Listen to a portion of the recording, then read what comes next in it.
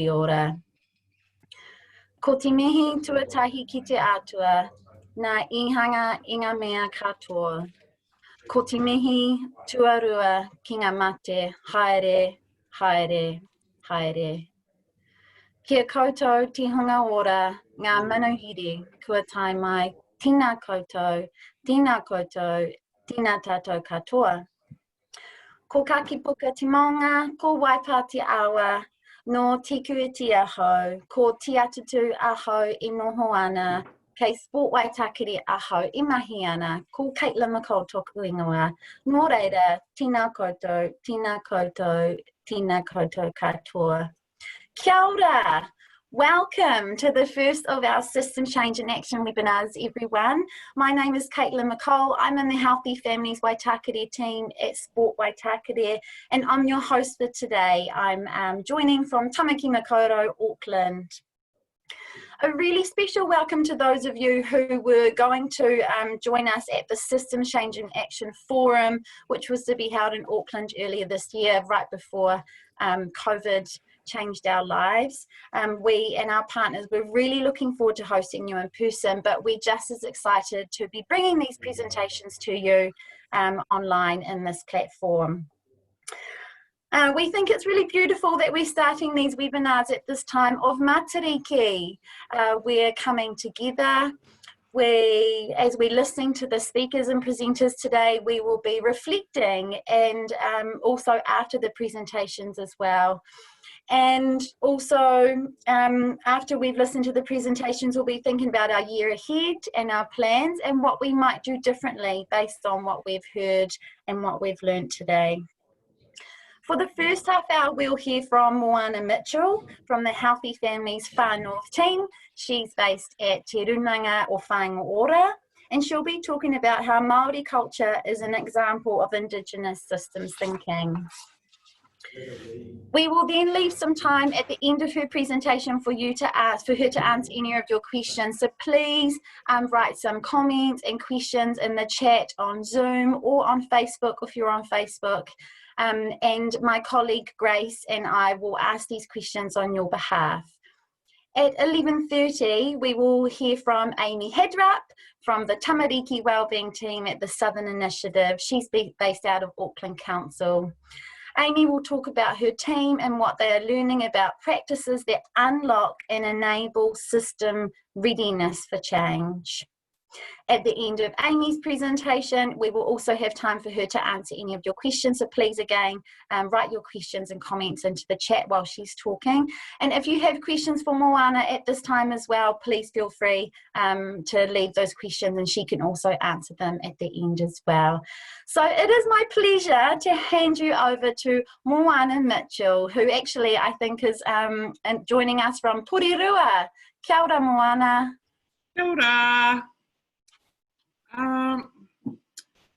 E te hi o te raha e, piki ake ki runga e, para haua e, ko kiri ake ra, nā mai te re, ta hora tia mai, e moana, kauri ara, piki piki au, ka puta hi ara, hei tua e, nau mai e, tamanui te rā.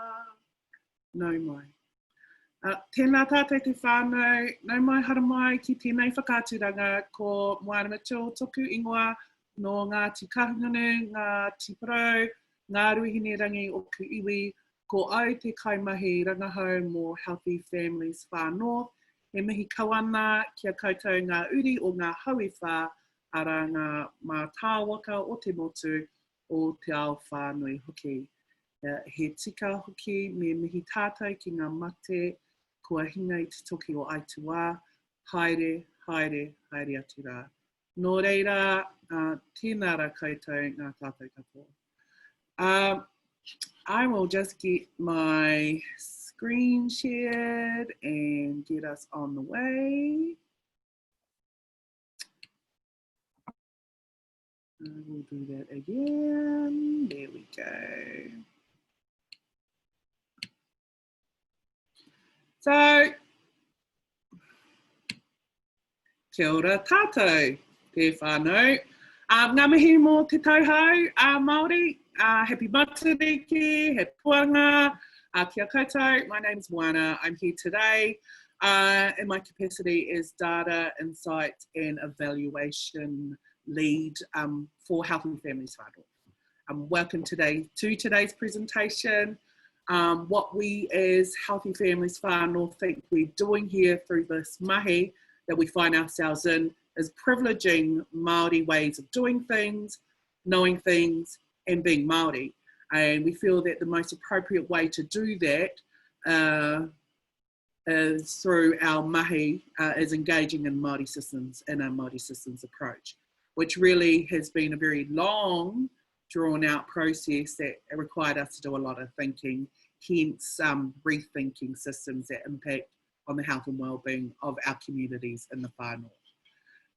So let's see what we have for you today.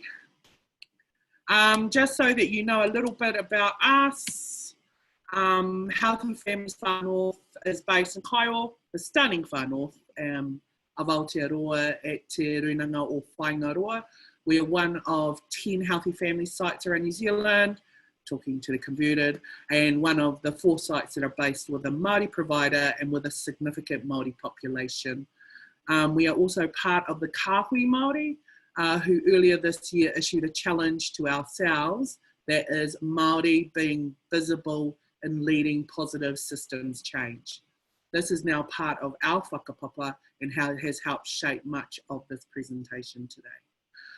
Also, just so you know, I'll be using a lot of we's, ours and us's alongside the I's, just to reflect the other team members that make up the Healthy Families Far North whānau, who are also part of this haerenga, this journey. We are all on together, and this presentation. They just couldn't fit in the screen with me, and obviously they're all over the show. So I will quickly name them. The team, there's our manager, Bree Davis, our lead systems innovators, Raywin Sabritsky Nafatali, sorry, and Phil Grimshaw. Systems innovators, Hone Wikitera, my husband, and Paul Condren, and comms, Debbie Jepson and Ollie Lovell, and also Jackie Edwards-Bruce and Nadani Kyle, who are on loan from the Runanga, but also total ko our mahi. So that's our team. So let's get the party started. So many things to click. So the presentation this morning alludes to the description that was provided that you may have read, where I get to talk about traditional Māori culture being an example of indigenous systems thinking. And the wero being then to meaningfully privilege Māori systems that bring ourselves back to traditional Māori practices. So with this brief, it kind of gives us an opportunity to unpack some things that we have really been getting stuck into. And mainly because we found ourselves in a bit of a bind, a vortex, and a feel with this, where there seems to be a lot of action, but it's going round and round in circles, giving our communities the same old kind of results. So we don't want this for our communities or ourselves. So that's the first challenge for our team, and it's a challenge to the status quo. The challenge has been not going back to the BAU or business as usual, because according to our whānau, which is backed up by the data, business as usual isn't helping significant numbers of our whānau, hapu, iwi and communities to maintain wellness. So being part of a kaupapa that embraces systems approach around preventative health is one huge paradigm shift. So the idea is that we need to change the way we think about these things, and that has led us to the question, why the need for a paradigm shift, which has pretty much acted as a springboard for us to catapult ourselves into spaces that perhaps might have been unthought of. Definitely spaces not used enough, but what we truly and deeply know is that these spaces are legitimate and are proven because these are cultural spaces. So when we talk about shifting conditions, looking at systemic inequities, privileging Māori systems, and challenging ourselves and everyone, we do so because we know we need to be consistently calling out those systems that are making our people unwell. And on the flip side, privileging those cultural holistic systems that keep us well. Our tinana, our hinengaro, our wairua, our whānau.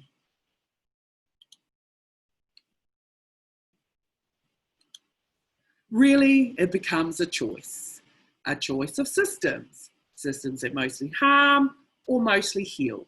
Systems that mostly maintain our mana or systems that don't. We can accept that what we're getting is all that there is, or we can wake up to the fact that we need to look outside the status quo and look back to what traditionally served as systems for our Māori communities and find our solutions there. And just off topic and throwing in a bit of a random disclaimer, you'll note a few movie themes being used in this presentation, which really is just an excuse for me to add in. So anyway, here's one. So the first paradigm shift for us has been the shift from out of the box. Recently, the team have been engaging in discussions around business as usual, or the BAU. For us, the BAU represents what it means to live life as if we're in a box, to be defined by the box, to tick the box. And then the shift comes when we understand the power of systems and how it really just blows boxes up.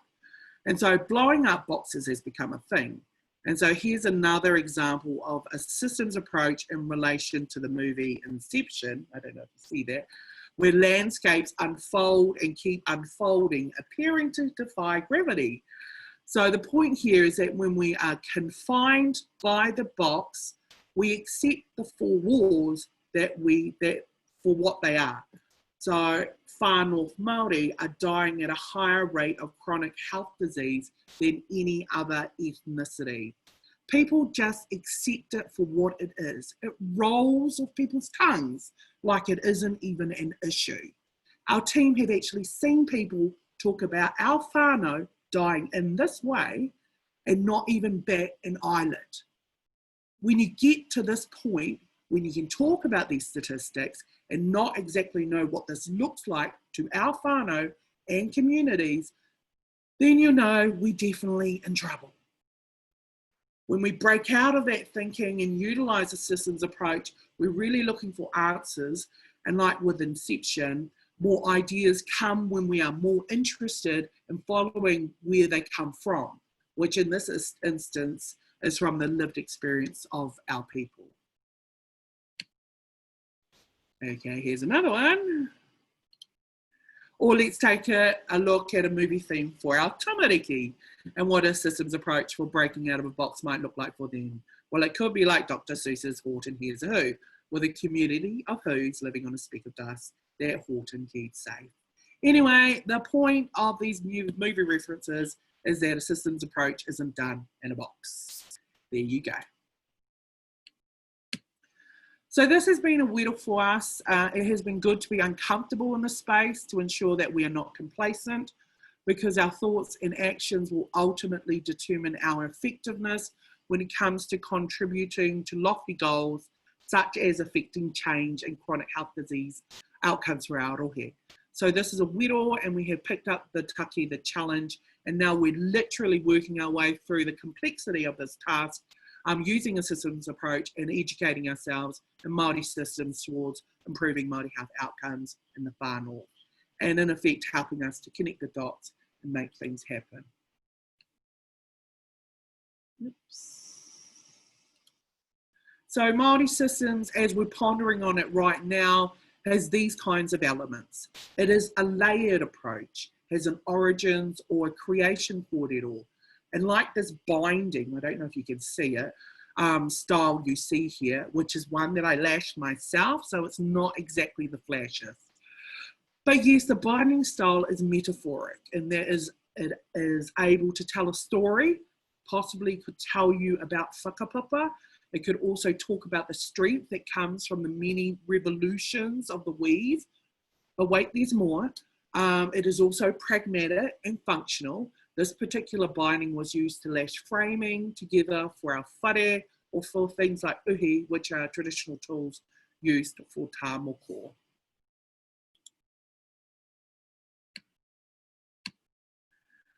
Shifting conditions is a part of a systems approach when it comes to us here at Healthy Families Far North. It gives us the ability to look into the causes of health inequities, to understand the whakapapa of why things are the way they are, to have real conversations, as hard as they might be, about the state of things, so that we understand the issues enough to resolve them. We believe that tupuna kōrero, tupuna knowledge, ancestral knowledge is part of the equation to address Māori health inequities. Engaging in kōrero about what tino rangatiratanga looks like in relation to Māori health outcomes is really about us leading the way in our rohe when it comes to the potential systems and, more importantly, Māori systems to affect change. What we tend to see in our rohe is a whole lot of this: silos and boxes, pretty much same. What we think a systems approach allows us to do is to be the connector in our communities, thinking beyond the silos, not getting stuck in the detail or provision of programs, compliance, competition, funding streams, etc. And through our local knowledge, being based in our communities, knowing our communities, and having tools such as co-design and our systems approach, we really have the ability to join up existing programs or support communities with innovation that has a potential to improve health outcomes for the Far North. It's a very heady proposition that we know through experience isn't as rosy as one would seem. However, we know that there are some hard cracks in our hard nuts to crack in our communities, and we're really ready and hoping to disarm them from some of that thinking that isn't helpful to our whānau.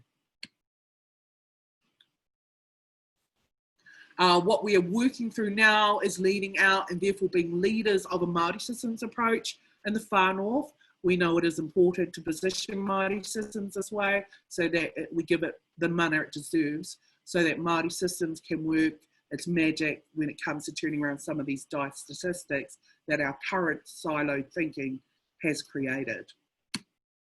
What we think privileging Māori systems means is that this paradigm shift is a shift to Māori systems, a te ao Māori lens and mātauranga Māori. The knowledge holders are those ones in our communities who will be able to give us insights into traditional practices that kept Māori well.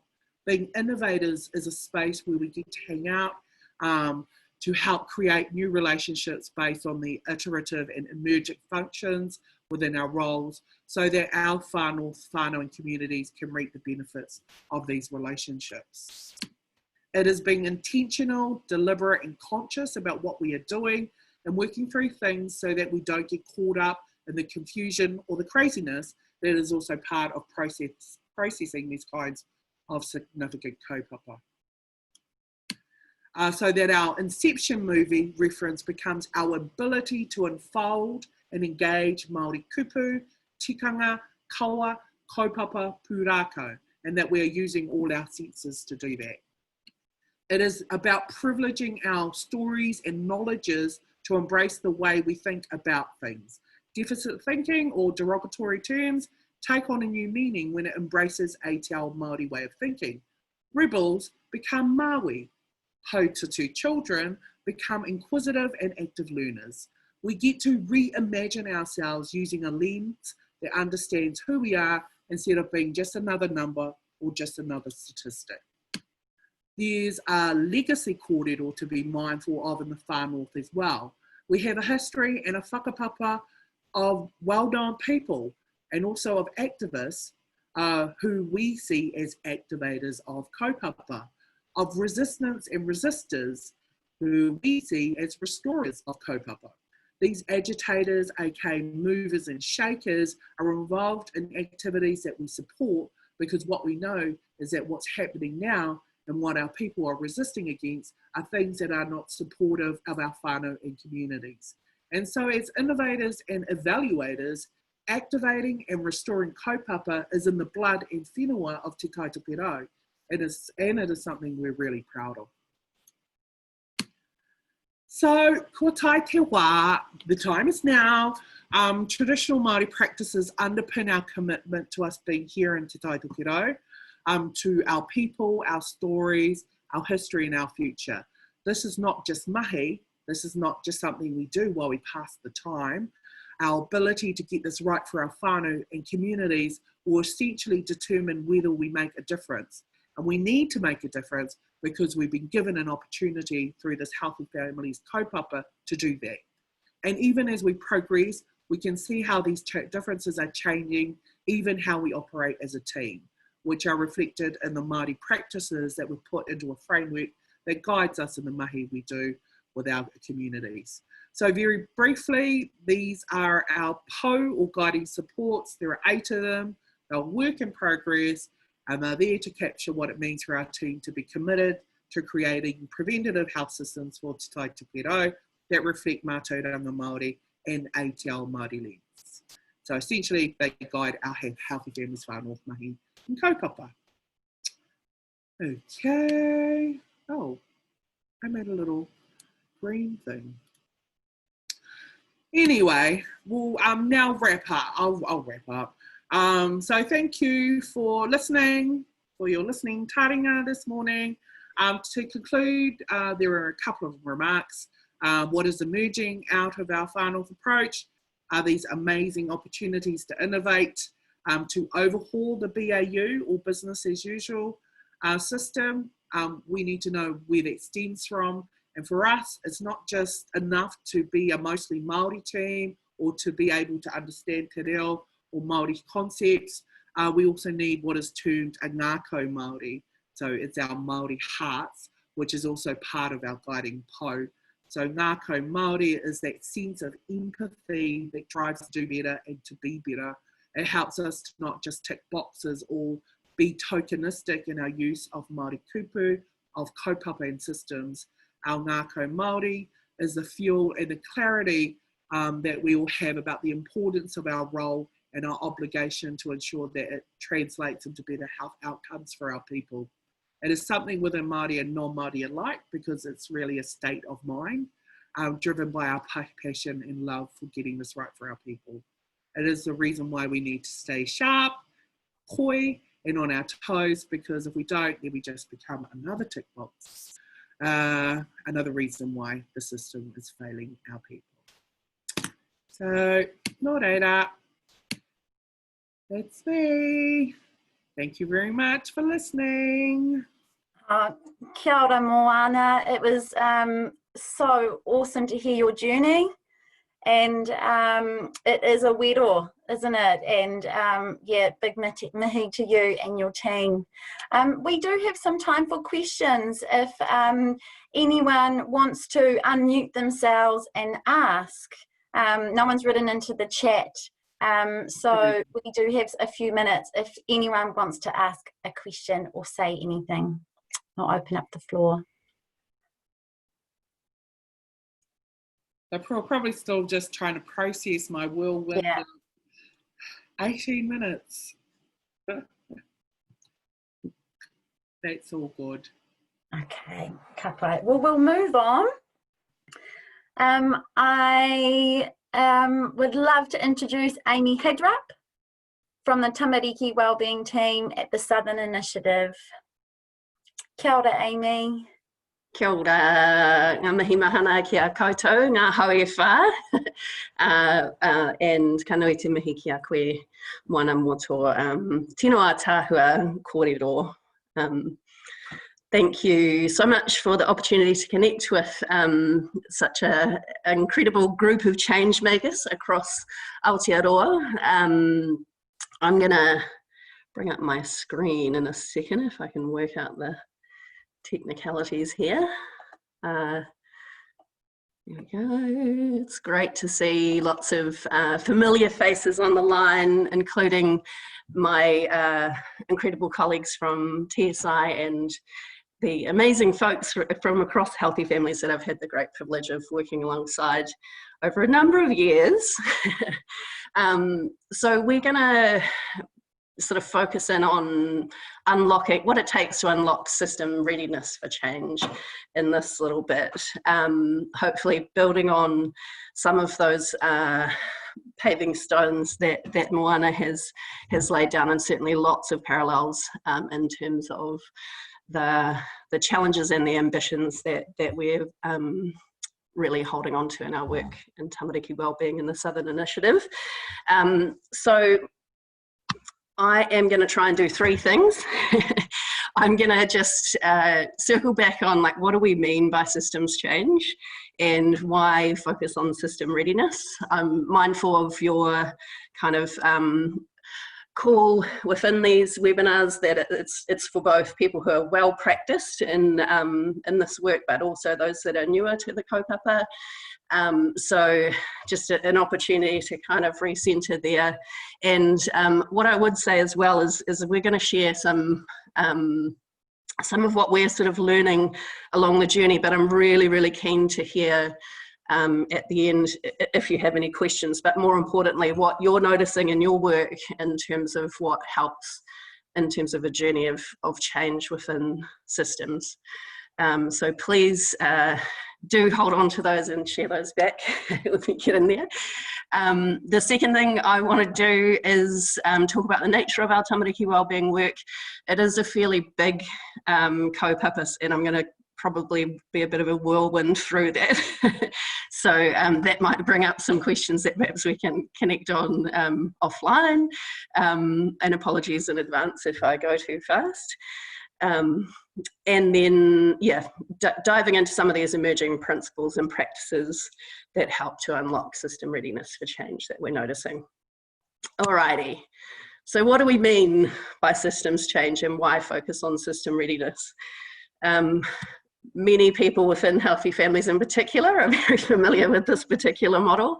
And there's lots and lots of stuff within the discipline of systems thinking that is helpful in terms of our thinking and our practice. This one in particular, I find myself coming back to, and I also have to mihi to Kainan, who's on the line, who's developed an amazing indigenized version of this, and perhaps he might share that in a future webinar. Sorry, Kainan, put you on the spot. But this for me is quite helpful on two fronts. One is for us to think about what are the conditions that are holding complex challenges in place right now, and how do we understand the many variables that are kind of going on, and recognize that actually we're working in complexity here.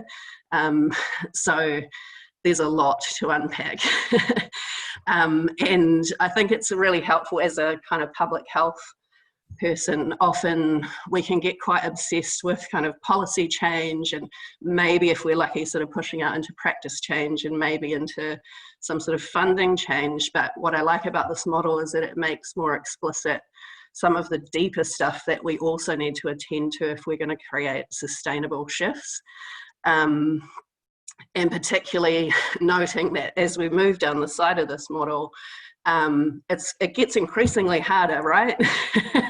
Like getting into mental models and the kind of the culture change that's required in order to see the shifts that we want to see, particularly in our work, is about how do we really position whānau and at the centre of our systems that are meant to be serving them. That creates quite a big shift for people in terms of culture and the way that our systems are operating.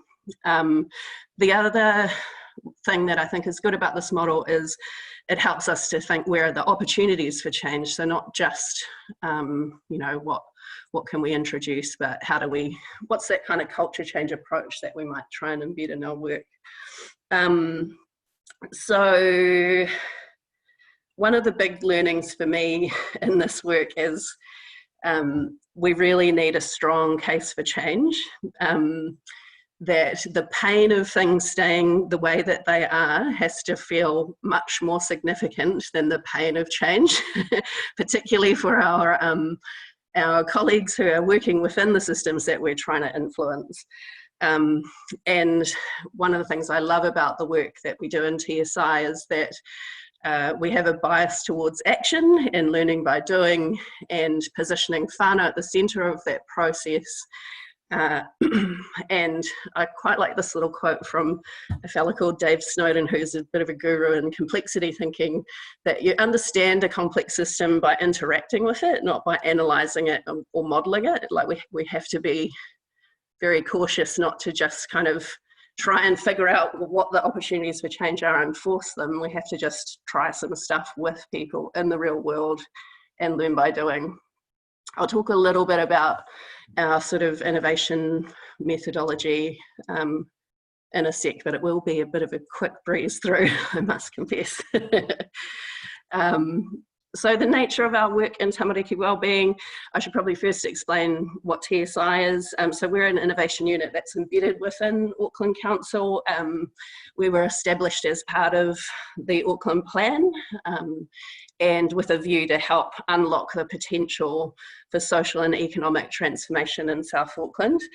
And Tamariki Wellbeing has emerged as one of 4 key areas of work for us as we try and create a prosperous and resilient South Auckland where Tamariki and whānau are thriving.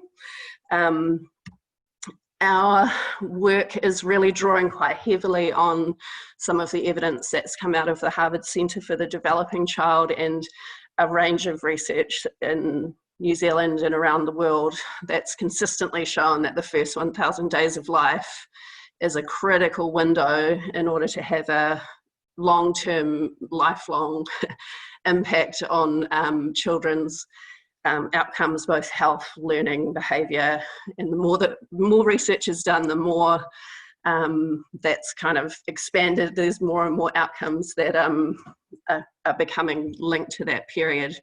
So in our work, we really focus on taking a strengths-based approach to working alongside whānau and our innovation partners, particularly those that are in a really critical position to be able to support whānau. We want to reduce stress for families, to build capability and create the conditions for Tamariki to thrive in South Auckland.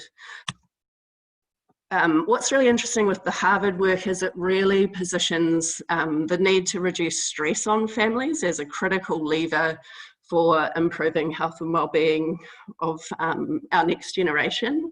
So this is a little diagram that we've recently put together. It's a bit of a work in progress, but just helping to kind of unpack that connection between the stress for families and the impacts on babies at that critical time. And what's really interesting with the Harvard work is it shows that just a small drop in stress can actually have enough of an impact to free up the bandwidth for parents to be able to do the nurturing, supporting interactions with their tamariki. So really we're trying to transform that system of support that's available to families, particularly in this critical time. Whew, I'm talking very fast, I apologise. So the levels that we're working at, really we're, and those of you who are public health nerds will probably recognise these kind of socio-ecological levels, but we're really putting whānau with babies in that critical period at the centre of our mahi. We are thinking about, you know, how do we increase social connectedness in communities? How do we work within the local environment and community spaces to make them more responsive to whānau and enable them to parent outside the home? We are interested in transforming the sort of formal services and supports that government is investing in. I think it's fair to say that there's a lot of gains that can be made in that space, but also something that we kind of grapple with is it's not enough just to think about services. We have to go beyond that, and we have to be working at all of the levels if we're going to make the significant change that's needed. And so our work, as I say, we have innovation partners within South Auckland that are sort of positioned within these levels, and our work is really about how do we generate really deep learning about the things that will best support families and the changes that can be made, and how do we also influence at a national level in terms of the policy or funding or shifts within particularly government agencies' approaches that can support that learning to be scaled way beyond where we are in South Auckland. So just really quickly, I thought I'd throw in a few photos to give the kind of human face of our innovation partnership. So this is Celia from Papakura Marae, who works alongside my colleague Angie, who I believe is on the line as well. They're doing some incredible work with a rōpū of 12 whānau in Papakura to explore some of these things. I'll talk a little bit more about the kinds of work that's being, or the spaces that we're exploring in our work in a second. These are our friends at Plunkett, who have been in a partnership with us well before my time. So I started in February, and this work has been going for a number of years, but some quite amazing work with this particular family centre called Potoko Manawa. I'll talk a tiny bit about some of the system readiness learnings that have emerged from that work. Auckland Libraries, and I know my colleague Roy, who's leading this work, is on the line also. So this is about how do we create home for whānau outside of home, where people aren't always able to parent, or like maybe need to get out of the house for a while. Anyone who's a parent can probably relate to that. So how do we work with libraries to create that sanctuary and enable people to have a safe space to go to? And work and income, this is a really interesting project that's super live for us at the moment. So this work and income is obviously a system that can place significant additional stress on families, and I think it's fair to say there's significant untapped potential around how work and income can better support families, particularly again with babies in that critical period. I'll explain a little bit more about this, but this is some work we did through COVID with some mamas who were clients of Work and Income, and we supported them to do some peer-led insight gathering with other whānau in South Auckland, and generated some really deep insights around how things might be better.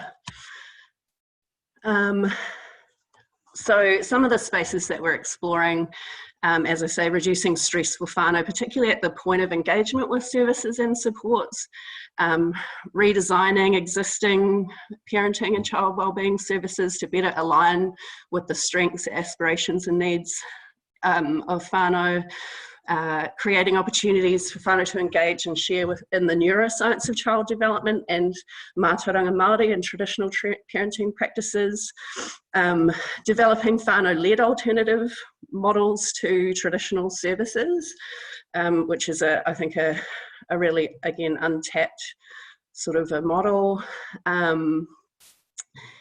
and increasing the number of public spaces that are available to whānau to make it easier to nurture tamariki outside the home, and really looking at what are those kind of peer-to-peer supports and capability building that can happen for families in communities and within their peer networks.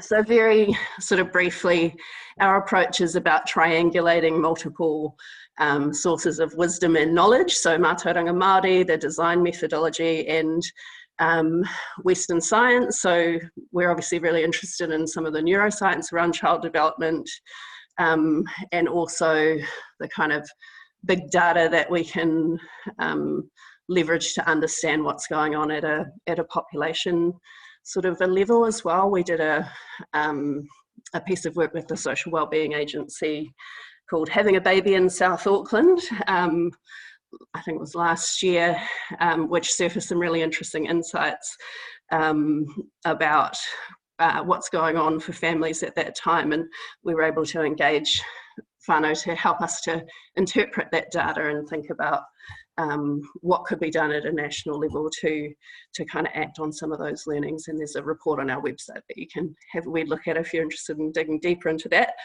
But really it's about learning and trying things, as I say, in context with whānau and our innovation partners, and very much underpinned by tikanga-based principles that enable us to create a safe space to bring both whānau and system partners together in a change process. So some of the emerging principles and practices that help to unlock system readiness for change. So one of my learnings is it's not enough for us to just go, okay, right, we need to make this change happen. Like the actual process of getting people on board and being able to go on that journey, particularly with innovation partners that are at that grassroots level, there's a lot going on there, right?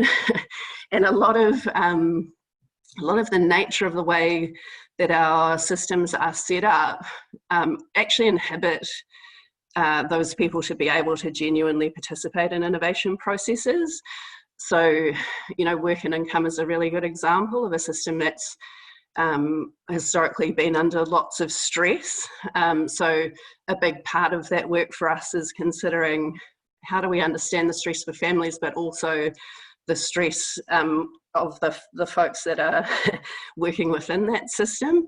The kind of restrictive funding and contracting that government, and you know, full disclosure, I used to work for the Ministry of Health, so I've been on the other side of this, but there's a real tendency towards widget-based stuff, and it can really create that pressure to deliver that makes it feel like there's no bandwidth or space for people to think differently and to try new stuff. All of us are aware of the massive impact of institutionalized racism within a lot of these systems, and I talked a little bit about the sort of cultural aspects of this as well. So we've sort of identified some of these as the things that are getting in the way. And here's our crack at kind of codifying emerging practices and principles for systems innovation. So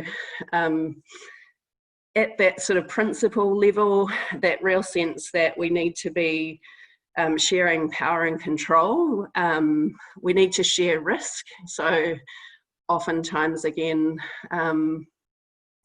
the risk is kicked down the line to frontline workers, and there's a sense that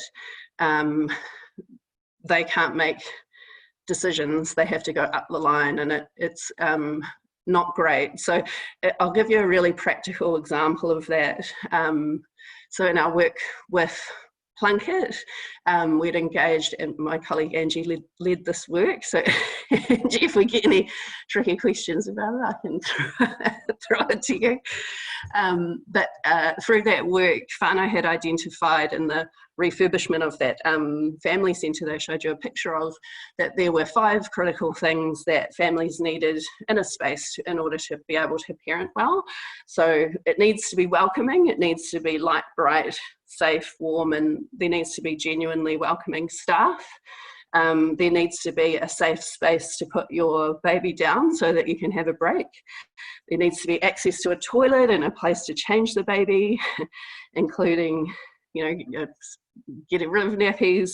There needs to be access to drinking water and kitchen facilities, and there needs to be opportunities to connect with or just be around other people.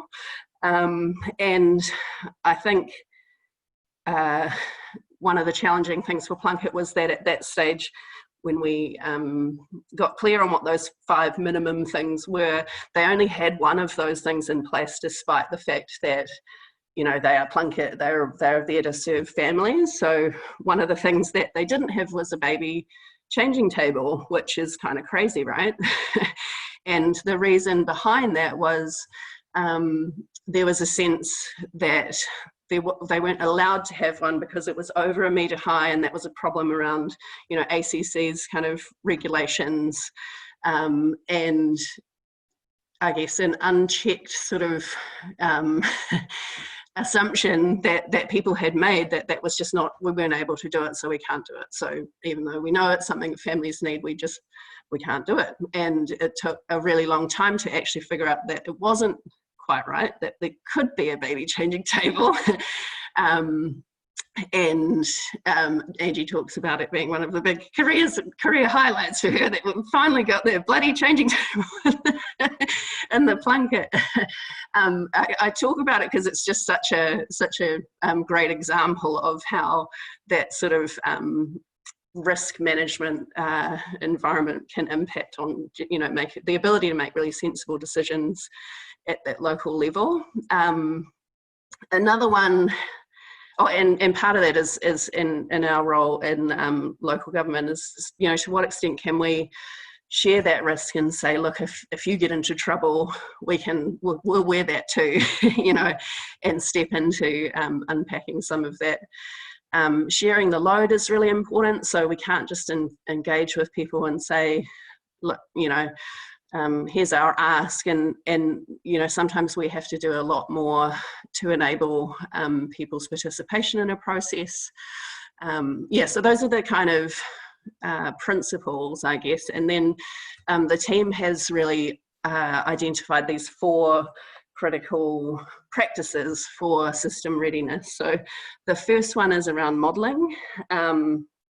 And this is really about how we show up in a process and how we demonstrate what it looks like to be whānau-centred, to be strengths-based, to, you know, have tikanga principles underpinning our practice.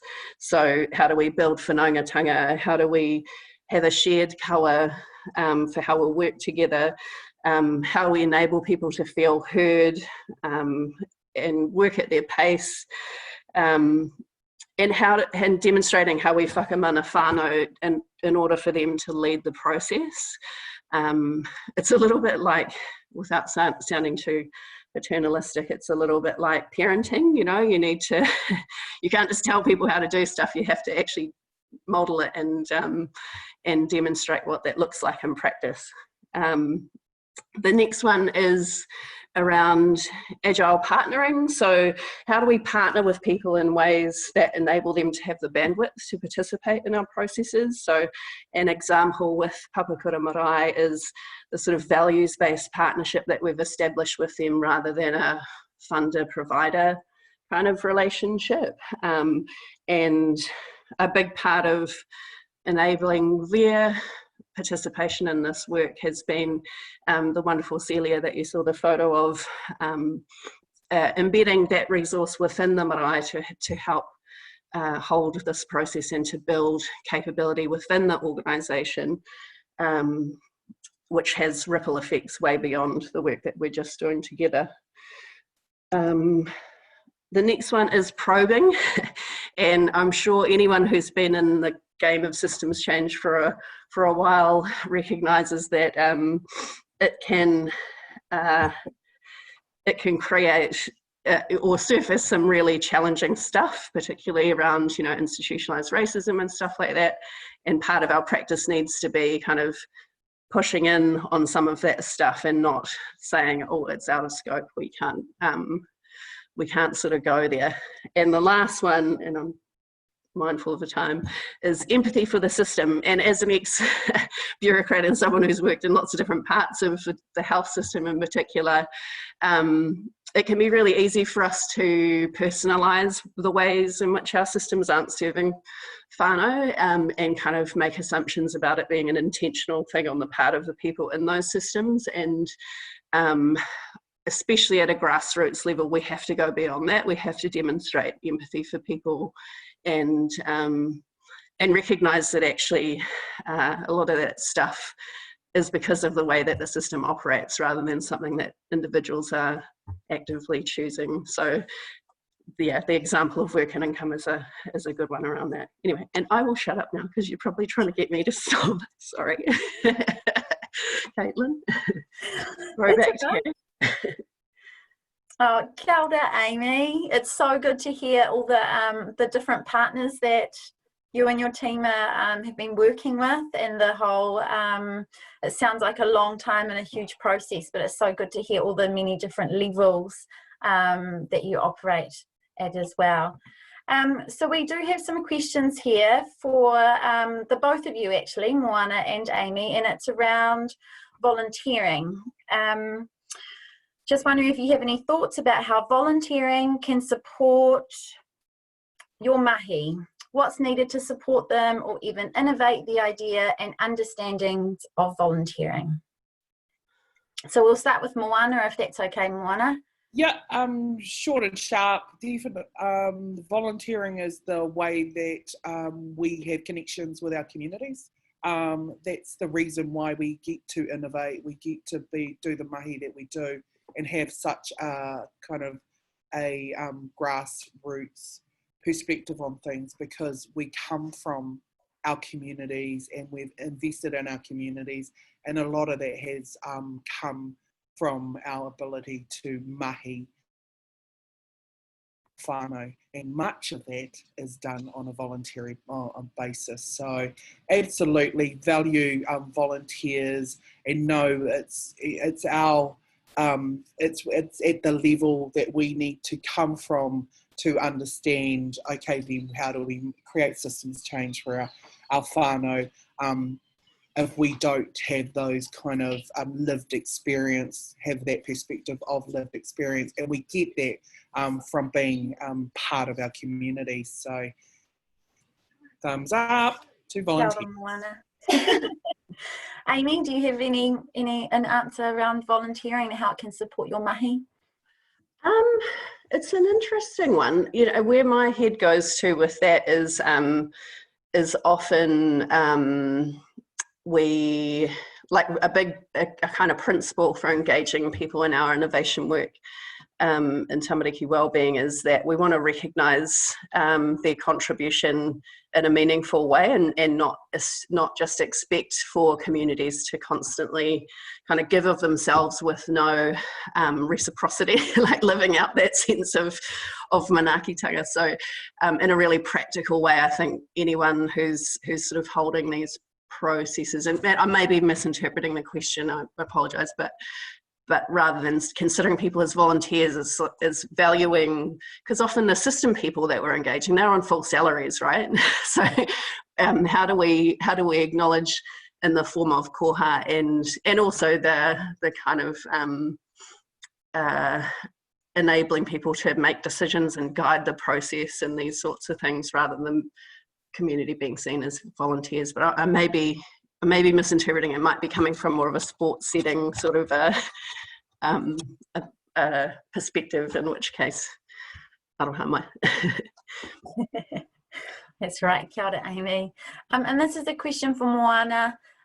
What are you learning so far on the journey to shift to a Maori Systems approach? What are you testing, trying and sharing with people, and what's been the feedback or reaction so far? Yeah, I think mostly, more than anything, we're learning to unlearn everything and just go with the experience of, I think we do get caught up in the buzzwords or just things that are quite flashy. So we've had an experience where we've spoken to some kaumātua about their understandings of things like maramataka, and because they never used words like that, they just knew at what seasons and where to plant and how to plant. So for us, it's really, taking it back to, the bare bones of things and starting there. And I mean, it can be quite a humbling experience, but it's one that we feel that if we kind of get that right, then we're able to kind of leverage off that. There, I just used a buzzword. But the thing about it is that we constantly working at that. It's not something, it's what we do every day. So it's not all that again, it's not thinking about those tick boxes and thinking, okay, then we need to go and do Māori consultation, or we need to go and test that. What we're trying to do is to create systems change and to invest in preventative health systems for our people. And coming from that kind of macro, you know, idealistic space, perhaps, I mean, it gives us an opportunity to be a little bit crazy, I think, with with our thinking when it comes to what we're doing. But also, I mean, we put ourselves out there so we can get a little bit vulnerable. So we make little statements here and there, and everyone's like, oh, don't do that, or don't say that. But for us, we need to, that's our testing. We need to put things out there to get a reaction sometimes, because then we know from that, okay, then there's some interest, or there's some modi, there's some energy that we can work with, because people are taking a bite at it, which is really cool. It's a complex kind of question, but it's one that it's a work in progress for us. So there was this little bit of on the PowerPoint I put about being knowledge holders. So that's the ones with traditional knowledge. So we're following that kind of journey. We're going to seek out those traditional knowledge holders in Te Tai Tokiro. And then as innovators, we wanting to kind of be that middle ground where we then use it in a practical sense with the knowledge users, which is our whānau, and saying, okay then, so how is this going to all kind of work magically together, and boom. Beautiful. Anyway, there you go. I have one more question for you, Moana. Did you look at other kaupapa Māori models to help you refine where you currently are? If not, what level of consultation did you do internally to get your organisation to agree to this concept, as well as community buy-in? Yeah, I think it's a given, because we come from a Māori provider, that the things that we do are based in kaupapa Māori models. So yeah, I mean, I've been a social work educator most of my life, so I know, you know, kaupapa Māori models. I could name you, okay, I better not say 20, I'll say 10 off the top of my head. But for us, it's more about, okay, then we're grounding ourselves in arohe of Te Tai Tokiro. So then our models, or our practice, comes from the whenua and the blood of Te Tai Tokiro. So that's, I mean, because we've started at that level, we go through the motions and the processes that, and our obligation to that. We know that we're going with our, you know, please, we're going with respect with our ngākau Māori, and we're receiving the taonga tuku, or the information as we move forward. So it's a very organic process, but it is really at the very heart of it, it's a Māori process of whakawhanaungatanga. So yeah, again, it's quite a interesting, loaded question for me, but there you go. Thank you. Aroha. Okay, well, thank you, Moana and Aimee. Big mihi to you too for your kōrero today. Thank you so much. Ngā mihi kia koutou katoa mō tō tautoko. Thank you to everyone who has participated today and taken the time to listen. I'll just close us with a karakia. Kia tau, kia tātou katoa, te atawhai o tō tātou ariki, a hiu karaiti me te arua te atua me te whiwhinga tahitanga ki te wairua tapu, ake, ake, ake, āmene. Āmene. Kia ora everyone.